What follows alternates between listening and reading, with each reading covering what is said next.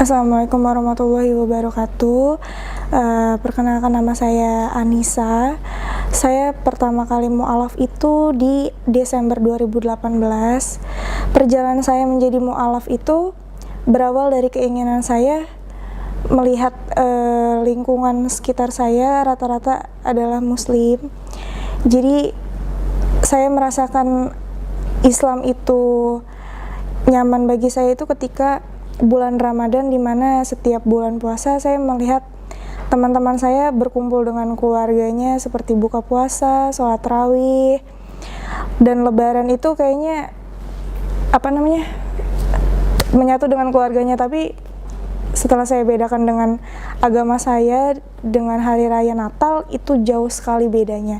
Jadi itu yang bikin saya, oh ternyata Islam kekeluargaannya dapet ya, terus bikin saya tenang. Dan yang bikin saya mantap untuk masuk Islam adalah ketika saya mendengar suara takbir pada malam takbiran.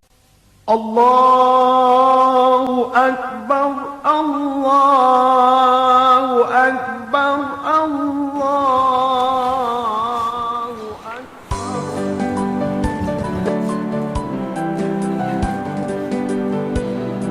Bismillahirrahmanirrahim. Bismillahirrahmanirrahim. Ashhadu an la ilaha illallah wa ashhadu anna Muhammadan abduhu wa rasuluhu wa ashhadu anna Isa abduhu wa rasuluhu. Itu yang bikin saya mantap. Di saat saya mendengar suara takbir, itu saya ngerasa adem sekali gitu. Jadi itu yang membuat saya mantap. Dan kenapa saya bisa ada di titik baca syahadat di pesantren Anaba ini berawal dari teman saya. Pertama saya diajak untuk kajian dan di situ posisinya saya belum mu'alaf sama sekali. Jadi saya diajak kajian dan saya dipinjemin gamis, kerudung, dan di situ saya dikenalkan oleh salah satu ustazah, di mana ustazah itu juga seorang mu'alaf dan dia adalah mantan pendeta. Jadi di situ saya dikasih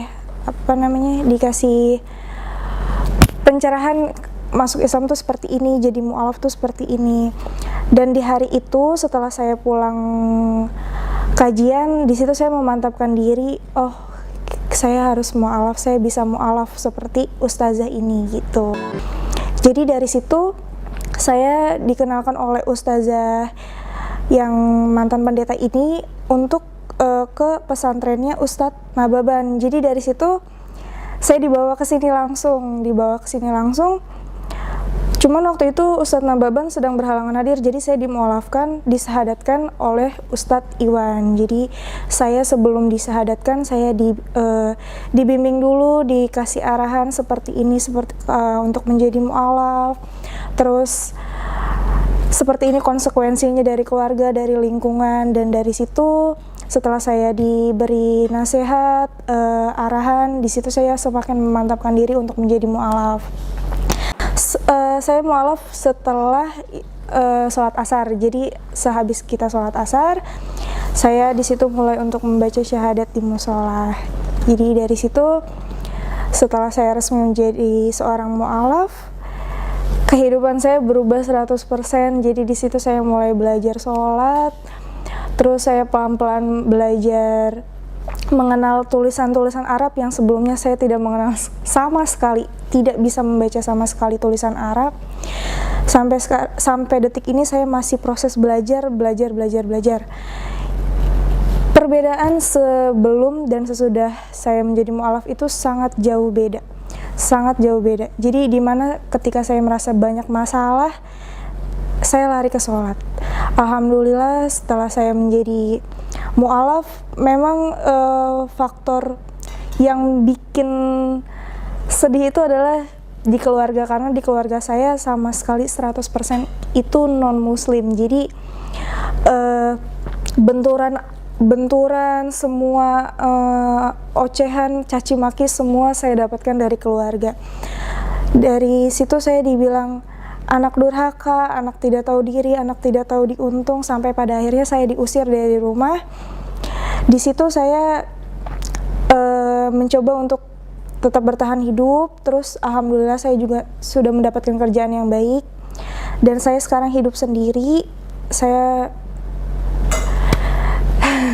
Saya hidup sendiri sebatang kara. Jadi tidak ada keluarga yang mau, sampai detik ini tidak ada keluarga yang mau menanyakan kabar saya, keberadaan saya itu tidak ada. Dan sampai saat ini ya cuman teman-teman saya saja yang support saya sampai pada detik ini. Itu pengalaman saya sampai bisa jadi mu'alaf sampai seperti ini.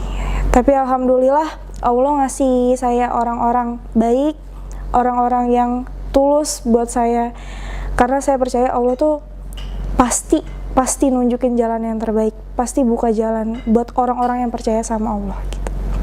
Itu aja sih. Itu pengalaman saya sebelum dan sesudah menjadi mu'alaf. Alhamdulillah Allah ngasih hidayah yang begitu luar biasa, karena awalnya saya ragu, tapi Allah mantapin diri. Berawal dari ikut kajian itu sampai dipertemukan oleh seorang mantan pendeta dan dikasih jalan untuk ada di Anaba ini, itu luar biasa. Itu sih pengalaman saya sampai ada di detik ini.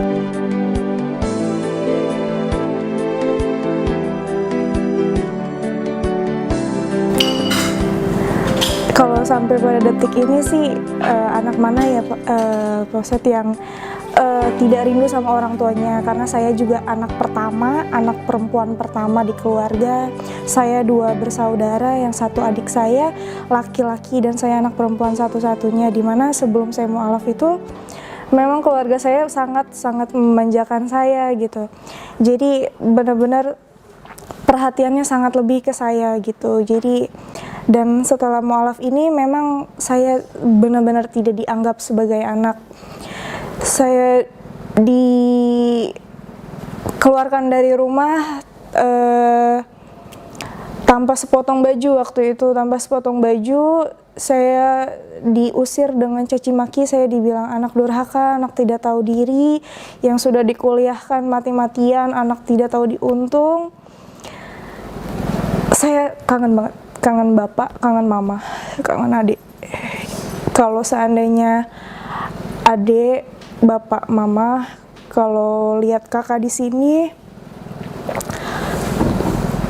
kakak cuma bilang, kakak udah dewasa, kakak nentuin jalan hidup kakak sendiri.